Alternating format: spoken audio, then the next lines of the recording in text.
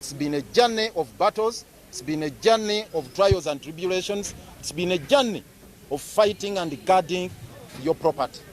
So we have cartels, we have mafias who are all out to grab each and everything, starting with the public places like markets, public assets, markets, schools, public health hospitals, and these days drainage channels and roads.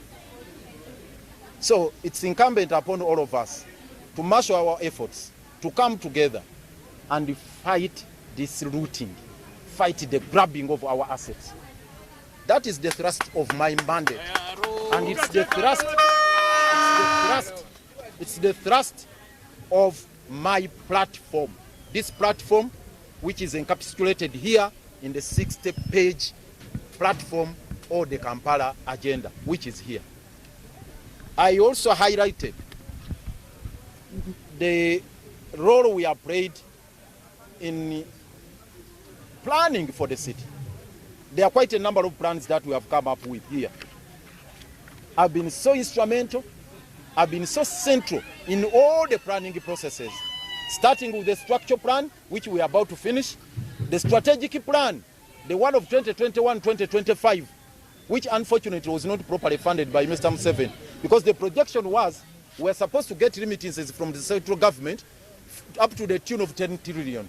Unfortunately, by close of the planning period, that is June 2025, they had only remitted 3 trillion, which is less than 30%.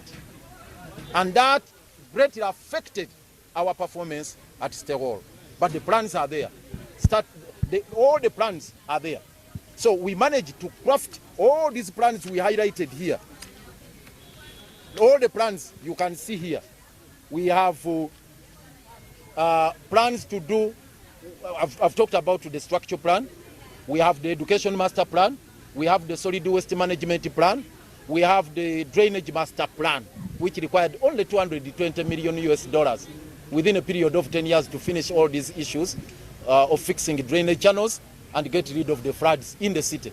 Just 220 trillion. And some.